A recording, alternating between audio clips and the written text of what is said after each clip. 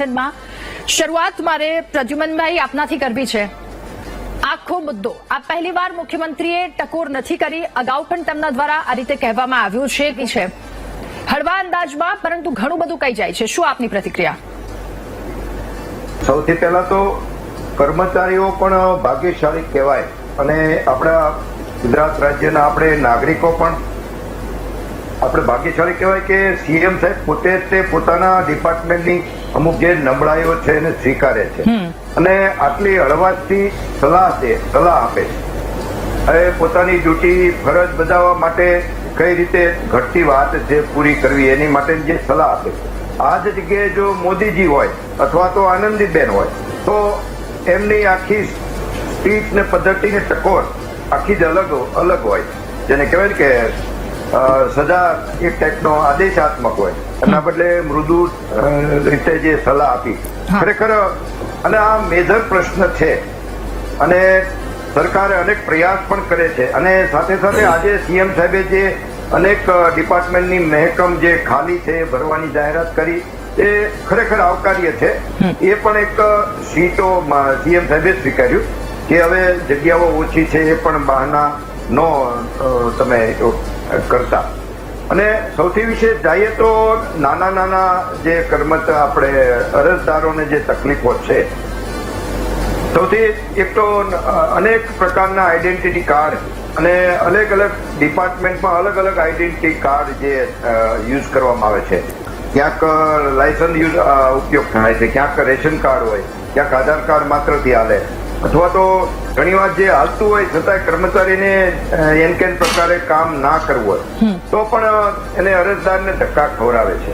અને એ બાબતમાં જોઈએ તો એક માસ્ટર નંબર જેને કહેવાય ને આઈડેન્ટિટી કાર્ડ, એમાં એવું એક સરકારમાં કરવું જરૂરી છે કે માત્ર એ આઈડેન્ટિટી નંબર જ આપી દે અને એની ફિંગરપ્રિન્ટ અરજદારની આવી જાય એટલે એમના સર્વરમાં જ આવી જવું જોઈએ અને માત્ર નાની એવી અરજી જ કરવાની રહે, જેથી કરીને અરજદારને પણ અનુકૂળ રહે, ખોટા કાગળિયા વધારે કરવા નહીં। અને એ જ પ્રકારે એફિડેવિટોનું પણ અમુક બાબતમાં ઘટાડવી જોઈએ, ખાસ કરીને નાની યોજનાઓ હોય, આવી રાહતોની હોસ્પિટલોની છે, 10 લાખથી અંદરની હોય કે મહેસૂલના કે ઘરવેરા હોય, એવી મેટરમાં છે ને એફિડેવિટો જે 100 રૂપિયાના હવે 300 રૂપિયા કર્યા છે, એવા ખર્ચ પણ સરકારે મોટું મન રાખીને આવકના શોષિત તરીકે ન લેવા જોઈએ। અને સૌથી વિશેષ જોઈએ તો સર્વર ડાઉન બહુ હોય છે।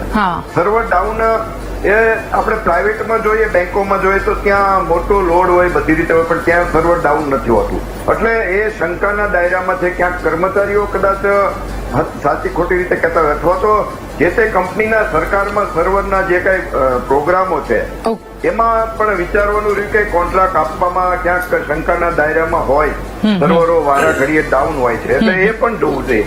અને સૌથી વિશેષ બીજી વાત છે કે ગમે તેટલા તમે દસ્તાવેજો રજૂ કરો છતાં પણ જે ગાંધીજીના ફોટાવાળી નોટ જેને કહેવાય ને કાગળ, એનો વજન નથી મૂકતા ત્યાં સુધી કામ નથી ચાલતું। એટલે જે ભ્રષ્ટાચારની વાત છે એ ભલે આપણે ગમે તેટલી ડિબેટ કરીએ, પરંતુ જે ડિસમિસનો કાયદો સૌથી વધારે કડક લાવવાની જરૂર છે, જો જ્યાં ઉપયોગ કરવો પડે, ભલે આપણે એવી આશા રાખીએ કે ઉપયોગ ન કરવો પડે, પરંતુ જે નોકરીની સલામતી છે એ સૌથી વિશેષ અરજદારને પ્રોબ્લેમ ક્રિએટ કરે છે।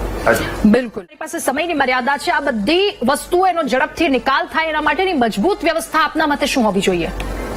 જી, વાતો તો અનેક છે, પરંતુ જોઈએ તો સૌથી પહેલા તો વસ્તી વધારો છે તો વહીવટી યોજનાઓ પણ ઘણી બધી છે, ઘણા બધા સારા કામો છે, તો ઓફિસોમાં ટેબલ પણ વધારવા જોઈએ ને જે તે ડિપાર્ટમેન્ટમાં જે છે ઓફિસ વર્ક ને ફિલ્ડ વર્ક એના ઓફિસરોની 2 પોસ્ટ અલગ કરવી જોઈએ, જેથી કરીને વધારે પડતી જે ગીરદી થાય છે, મામલતદાર અને નાયબ મામલતદાર ને વિકાસ અધિકારી ને બધા અમુક જગ્યાએ જે વધારે પબ્લિક પ્રજા કનેક્શન હોય, અમુક પોસ્ટ ડબલ કરવી જોઈએ અને કાયમી ભરતી પણ કરવી જોઈએ। અને જે કોમ્પ્યુટરાઇઝ ની વાત છે, ઘણી અનુકૂળતાઓ છે, સારી બાબત છે, પરંતુ જે ફાઇનલ કી જે છે એ તો કર્મચારીની પાસે જ છે, એટલે જેને લીધે એના ફાયદા મળવા જોઈએ।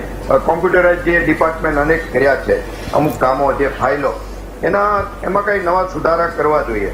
અને વાત કરીએ તો અત્યારે હમણાં વાત કરી આપણે વિષયની, કોંગ્રેસ જે રીતે વાત કરે તો એમની પાસે નીચેથી ઉપર સુધી વિરોધ પક્ષ તરીકે કોઈ નવું સજેશન કે નવું વિઝન જ નથી. એ એક દુઃખદ વાત છે. અને સત્તાધારીના 28 વર્ષ પછી પણ અનેક પ્રશ્નો સત્તા પક્ષ પાસે છે. એ પણ અનેક બાબતો છે એવી કે ગૂંચવણવાળી છે. એટલે ખાસ કરીને જોઈએ તો કર્મચારીઓને ટ્રેનિંગમાં જ તે માનવીય અભિગમ અપનાવે, પ્રજાના સેવક છે એવું વારંવાર યાદ કરાવવું જરૂરી છે, જેથી કરીને જે ભ્રષ્ટાચાર ને એવા બીજી હજી અનેક વાતો છે તો એક ડિબેટમાં પૂરું થાય એવું નથી. બિલકુલ. હા.